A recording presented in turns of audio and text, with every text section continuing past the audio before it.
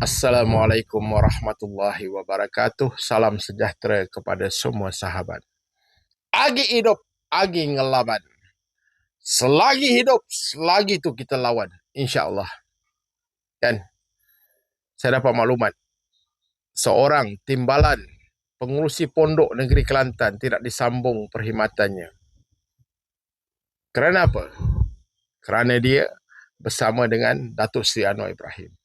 Kerana dia menghadiri majlis yang dianjurkan oleh Datuk Seri Anwar Ibrahim. Kerana dia menerima pemberian apa yang diberikan oleh Datuk Seri Anwar Ibrahim. Kan? Syekh Wazir, ulama besar, ulama yang dihormati.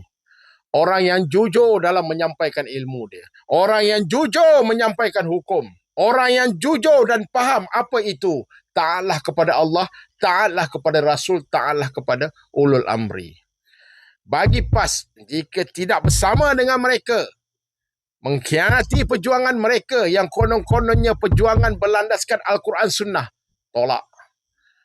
Walaupun Hindraf, walaupun Waita Murti, walaupun P. Ramasamy, walaupun Parti Gerakan, di mana gerakan menentang pelaksanaan hukum hudud dan membawa enactment hudud ni ke mahkamah. Menentang. Kerana bersama dengan dia, sokong. Tak apa. Walaupun rela bertakbir.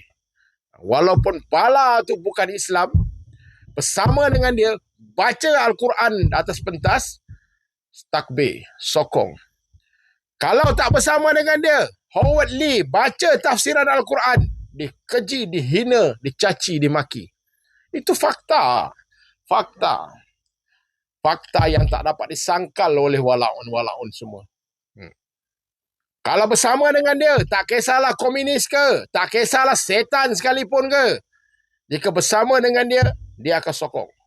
Dulu, digelar apa? 100 plus tu, Maha Fir'aun, Maha Zalim. Sekarang, dia tegas. Sokong! Sampai 2 hukum dikeluarkan. Seorang cakap mati katak, seorang cakap mati syahid. Kesudahannya, yang bertanya di label sebagai mengeluarkan soalan syaitan. Tak malu. Penista agama, penunggang agama. Punya banyak haiwan yang Allah cipta boleh ditunggang, agama juga seronok untuk ditunggang. Waktu tak dapat royalty, tu China di AP tu waktu jadi Menteri Kewangan, Lim Guan Eng tu bagi royalty dekat Kelantan. Apa dia buat? Beli Mercedes. Beli Esco Mercedes. Pipe air tak jaga ni. Air rakyat Kelantan ni tak sempurna. Ujung-ujung suruh terjun belakang Tesco tu, Sungai Kelantan, suruh minum air. Fikirlah sendiri. Bila tanya kenapa beli Mercedes, Nabi pun pakai unta yang terbaik.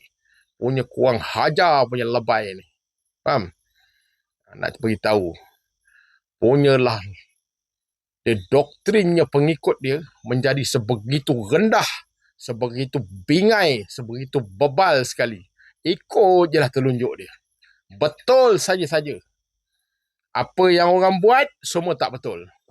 Pemberian ambil. Apa beri kat Kelantan, apa beri kat Terengganu, Kedah, Perlis, sampai Perlis nak bayar gaji kaki tangan awam negeri pun tak boleh nak bayar. Kerajaan pusat yang bayar. Apa dapat kerajaan pusat? Apa kerajaan Madani dapat? Maki hamun, caci maki je lah. Mana ada negeri dalam Malaysia ni, kaki tangan awam sendiri, kerajaan pusat tolong bayar gaji? Negeri dipimpin oleh parti PAS. Cakap besar, cakap takbur. Semua orang buat tak betul. Duit ambil, peruntukan ambil, maki. Terengganu bagi 200 juta, berebut Samsuri pergi Kuala Lumpur, himpunan turun Anwar. Membetulkan hakisan pantai. Hakisan pantai ni tanggungjawab pusat. Yang tepi pantai, tanggungjawab pusat. Yang tengah laut beratus kilometer tu minyak, itu hak Terengganu. Tak aku cakap, walaupun tak boleh berfikir. Otak tu dah doktrin tau. Dah masuk dengan tai tau. Penuh dengan najis.